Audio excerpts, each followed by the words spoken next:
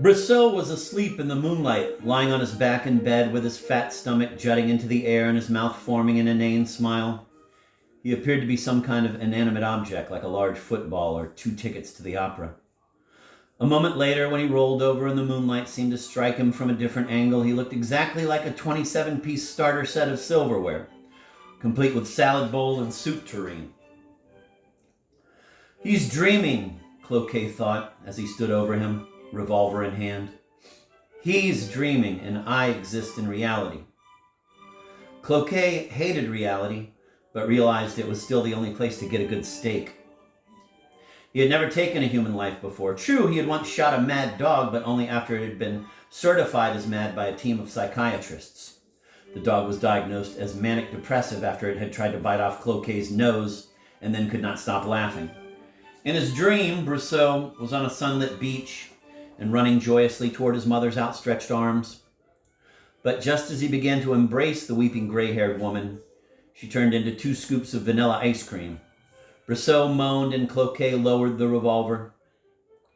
He had entered through the window and stood poised over Brissot for more than 2 hours, unable to pull the trigger. Once he had even cocked the hammer and placed the muzzle of the gun right in Brissot's left ear.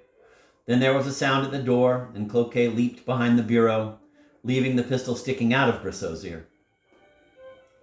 Madame Brissot, who was wearing a flowered bathrobe, entered the room, turned on a small lamp, and noticed the weapon protruding straight up out of the side of her husband's head.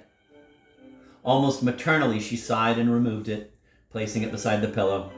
She tucked in a loose corner of the quilt, snapped off the lamp, and left. Cloquet, who had fainted, awoke an hour later. For one panicky moment, he imagined he was a child again, back on the Riviera. But after 15 minutes went by and he saw no tourists, it came to him that he was still behind Brissot's chest of drawers. He returned to the bed, seized the pistol, and again pointed it at Brissot's head. But he was still unable to squeeze off the shot that would end the life of the infamous fascist reformer. Gaston Brissot came from a wealthy right-wing family and decided early in life to become a professional informer. As a young man, he took speech lessons so that he could inform more clearly. Once, he had confessed to Cloquet, "God, I enjoy tattling on people." "But why?" Cloquet said. "I don't know, getting them in Dutch, squealing." Brissot ratted on his friends for the pure sake of it, Cloquet thought. Unredeemable evil. Cloquet had once known an Algerian who loved smacking people on the back of the head and then smiling and denying it. It seemed the world was divided into good and bad people. The good ones slept better, Cloquet thought, while the bad ones seemed to enjoy the waking hours much more. Cloquet and Brissot had met years before under dramatic circumstances. Brissot had gotten drunk at the Deux Maggots one night and staggered toward the river. Thinking he was already home in his apartment, he removed his clothes, but instead of getting into bed, he got into the Seine. When he tried to pull the blankets over himself and got a handful of water, he began screaming. Cloquet, who at that moment happened to be chasing his toupee across the Pont Neuf, heard a cry from the icy water. The night was windy and dark, and Cloquet had a split second to decide if he would risk his life to save a stranger. Unwilling to make such a momentous decision on an empty stomach, he went to a restaurant and dined. Then, stricken with remorse, he purchased some fishing tackle and returned to fish Brissot out of the river. At first, he tried to dry fly, but Brissot was too clever to bite, and in the end, Cloquet was forced to coax Brissot to shore with an offer of free dance lessons and then land him with a net.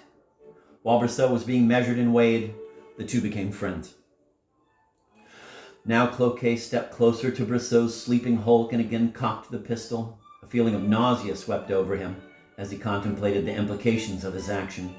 This was an existential nausea, caused by his intense awareness of the contingency of life, and could not be relieved with an ordinary Alka-Seltzer.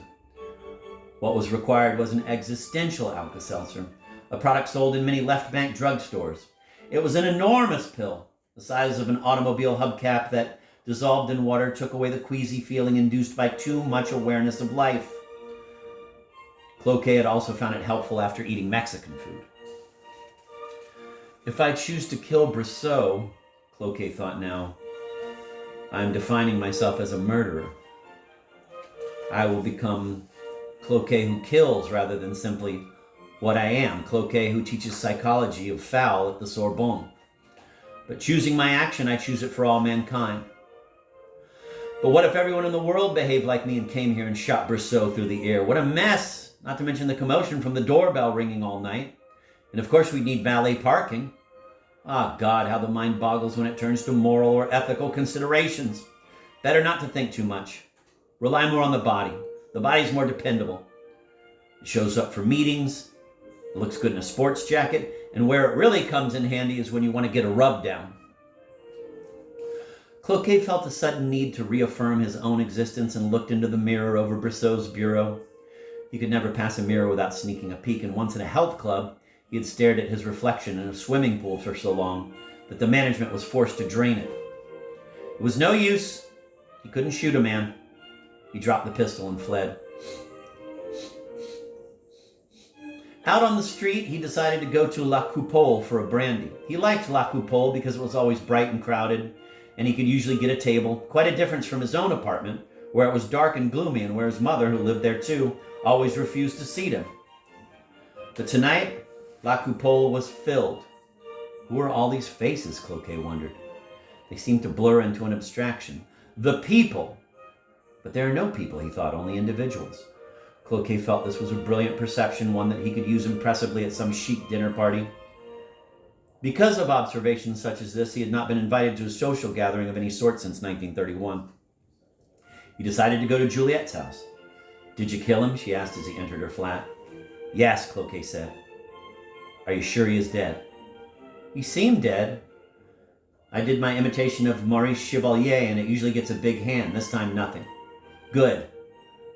Then he'll never betray the party again." Juliette was a Marxist, Cloquet reminded himself. And the most interesting type of Marxist, the kind with long, tanned legs.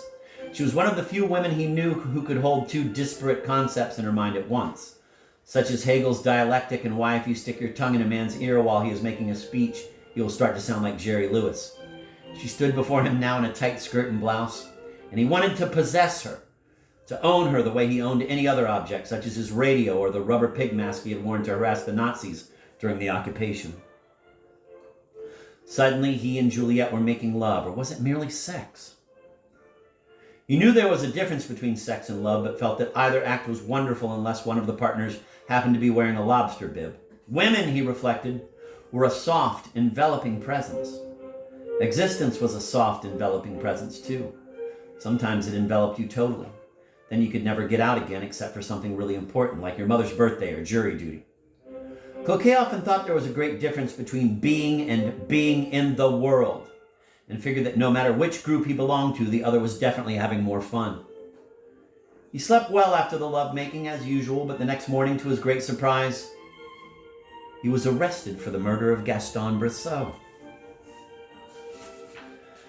At police headquarters, Cloquet protested his innocence, but he was informed that his fingerprints had been found all over Brissot's room and on the recovered pistol.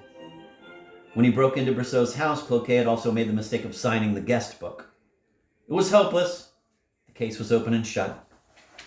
The trial, which took place over the following weeks, was like a circus, although there was some difficulty getting the elephants into the courtroom.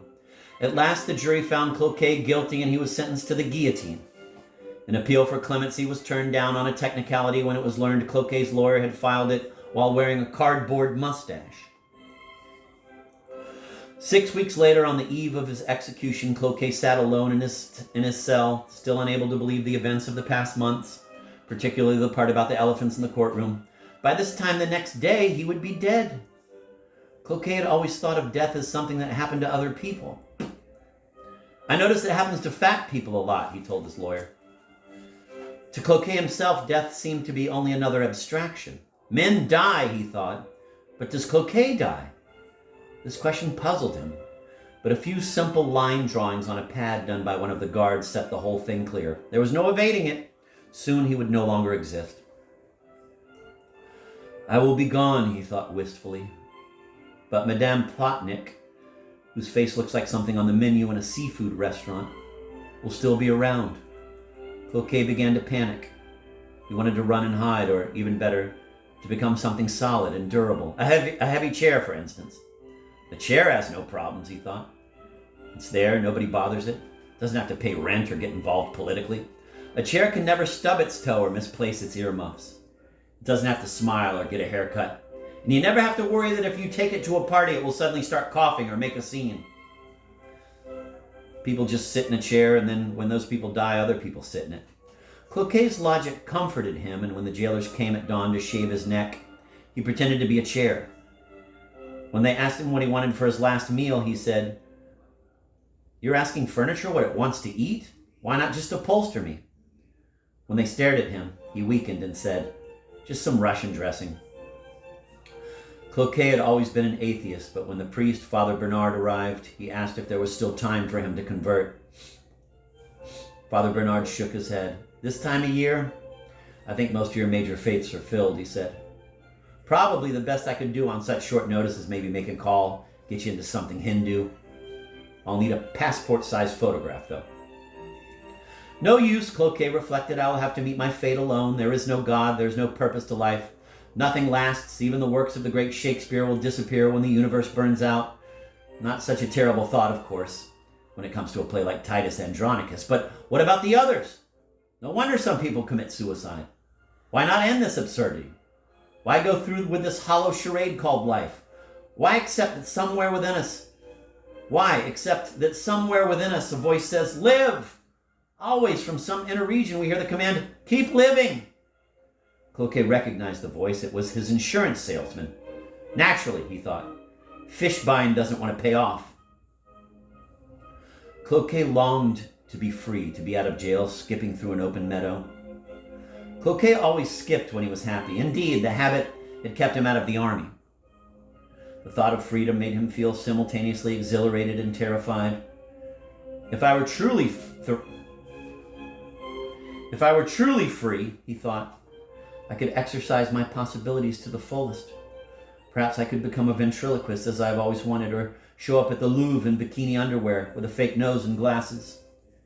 He grew dizzy as he contemplated his choices and was about to faint when a jailer opened his cell door and told him that the real murderer of Brissot had just confessed. Cloquet was free to go. Cloquet sank to his knees and kissed the floor of his cell. He sang the Marseillaise. He wept. He danced. 3 days later, he was back in jail for showing up at the Louvre in bikini underwear with a fake nose and glasses.